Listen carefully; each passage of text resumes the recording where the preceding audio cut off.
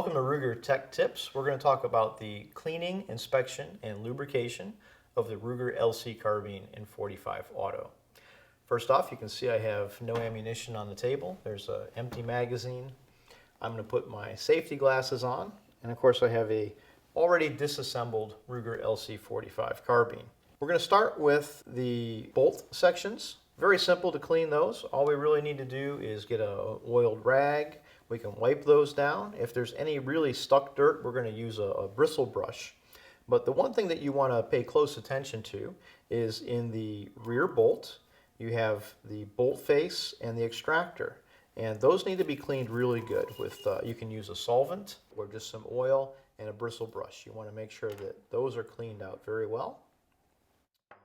Same thing with the front bolt. Again, you can use a bristle brush to clean off any residue, and you're going to use just a clean rag to get off any dirt on those. With the buffer and spring, very simple, bristle brush, clean out anything that might be in between those springs, as well as just wiping it down. Moving to the grip frame assembly, here we're going to use a bristle brush just to clean out any powder residue or anything that might be in there.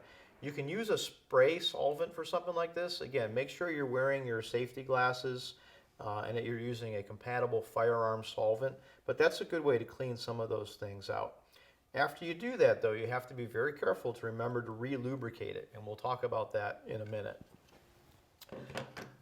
With the receiver, this is fairly simple to clean the receiver. Again, bristle brush. You're just going to clean out the side pocket of the receiver there, and you're going to use a rag. You can use some solvent, firearm solvent on the rag. You really just want to get in there and get out any residues that are inside the receiver. Finally, the barrel is probably the most important thing here that we're going to clean. We're going to start out with a cleaning rod and a 45 caliber bristle brush. We're going to dip that brush in some firearm solvent, and you can actually insert the cleaning rod through the hole in the rear of the Picatinny rail and the receiver, and we need to guide that into the chamber. I give it a couple of twists in the chamber just to make sure that the chamber is really cleaned out pretty well, and then you can run it all the way through the barrel. If you want to clean it chamber to muzzle, you can then remove the brush and start over.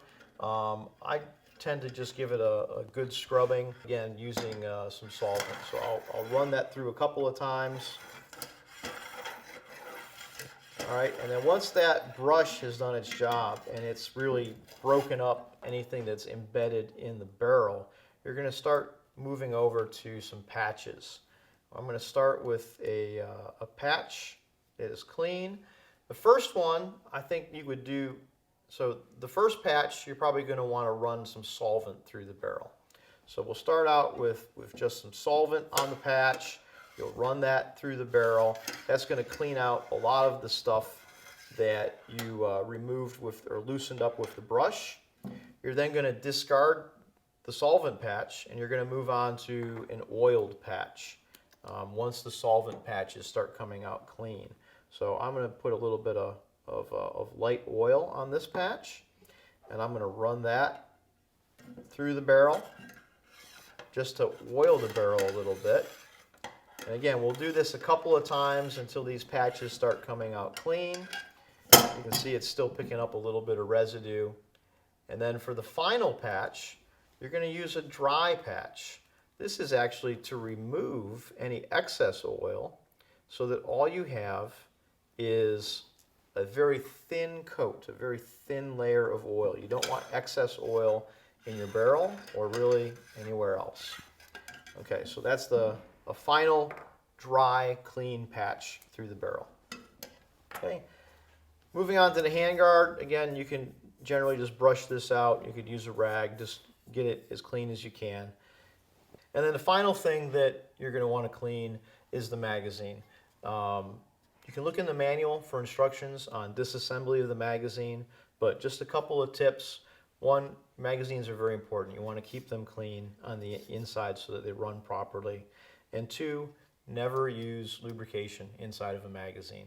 You don't want to attract dust and oil, but you also don't want the lubrication seeping into your ammunition. So clean, dry magazine is what you want to end up with.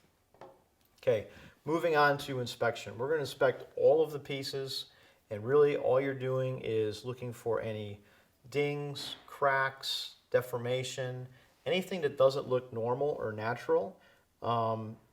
Normal wear and tear is, perfectly acceptable, but if there's something that doesn't look right, always remember preventative maintenance is going to help extend the life of your firearm. If you see something that looks questionable, talk to your gunsmith or call Ruger customer service.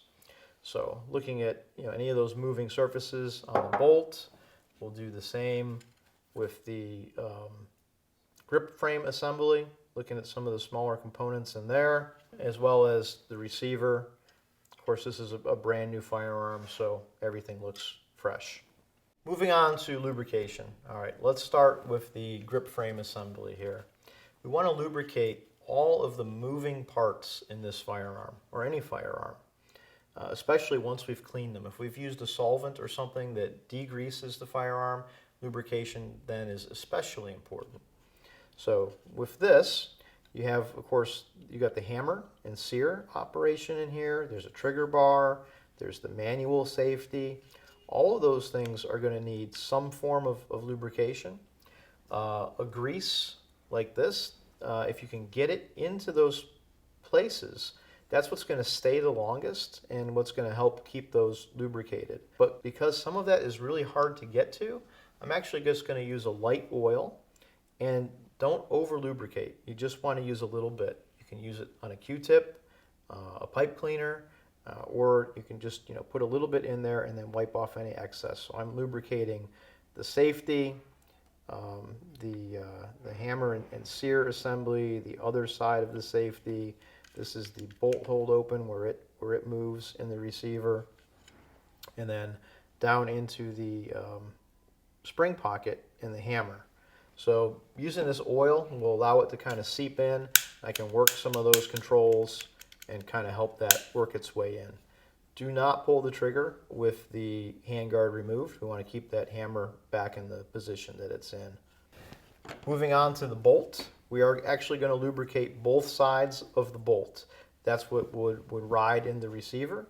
And so what we can do, I'm just going to use just a little bit of grease like that. It doesn't take much. Yeah, and that can be just kind of wiped on the various surfaces of the bolt. And we'll do that on both the front and the rear bolt so that the bolt is greased or oiled as it rides in the receiver.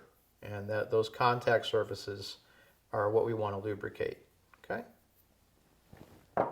And if you do that on the bolt, you don't necessarily need to do it redundantly in the receiver. One or the other needs to be greased. The spring assembly, just a couple of drops of oil, not too much, just to keep that moving freely.